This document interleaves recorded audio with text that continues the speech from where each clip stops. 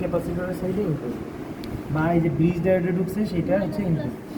এটার কোনো negative positive নাই, তাই এটা এসি এসি ইন হচ্ছে, তাই না? এটা ইনপুট, ওটা আউটপুট। এটা এসি ইন হচ্ছে। আচ্ছা, এটা তো হচ্ছে ডিসি আউট। ডিসি আউটের পজিটিভ কোনটা? লালটা। এটা লালটা, এটা নেগেটিভ আউট। দেখেন এটা কিন্তু অলরেডি খুলে গেছে। এখন এটা কাটিং প্লাস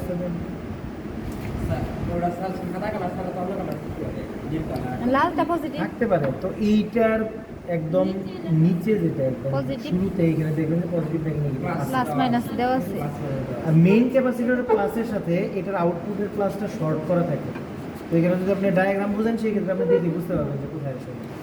আচ্ছা, লিড আছে কি এখানে বলতে?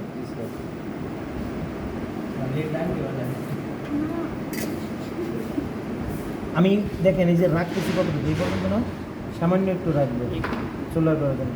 আচ্ছা, এই জিনিসটা প্রথমে এই ড্রাইভারটাই যদি আমি প্রথমে লাগাইতে চাই তাহলে এই দিক থেকে আমাদের এটা ঢুকাই দিতে হবে, ঠিক আছে? তো নেগেটিভটা তো সাদাটা, এটা দেখেন এখানে নেগেটিভের চিহ্ন দেওয়া আছে, ভি মাইনাস, তাই না? এখানে লাগাইতে হবে।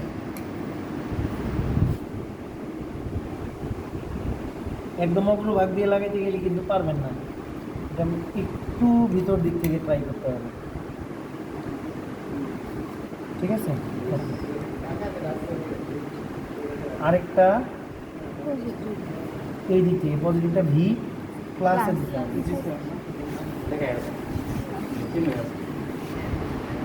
সাদা হলো নেগেটিভ।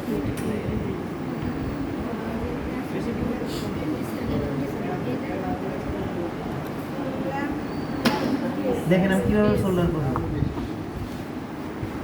হয়েছে? কিন্তু পারফেক্ট সোল্ডার হইতে হবে। ওকে, থাকো। আমাদের কিন্তু এলইডি ড্রাইভারের সাথে ওই এলইডি মডিউলের কানেকশন হয়ে গেছে, শুধু এসির কানেকশনটা। সেটা আপনি যেটা করবেন, এটা কিন্তু সোজা করে দিতে হবে প্রথমে, ঠিক আছে? সোজা মোটামুটি একটা এরকম শেপে থাকতে হবে। তারপরে ওই যে ওইখানটা দেখে ওই সিটগুলো দুটো দিয়ে একটু কৌশলী হইতে হবে, হ্যাঁ?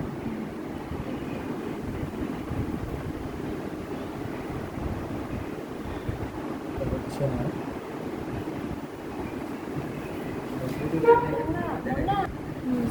এটা বের করে এনে আমরা জাস্ট এটাকে বসাই দেবো জায়গা মতো। এটা কিন্তু এইভাবে থাকা যাবে না, সুন্দরভাবে বসে যাবে চাপ দিলে।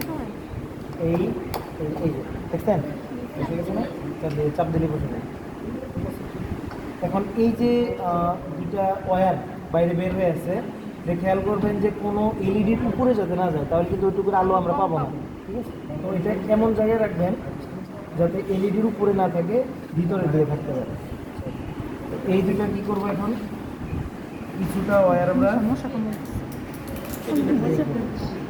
এই কয়েলটা নিয়ে আসো তো, এই যে বাইরে আছে।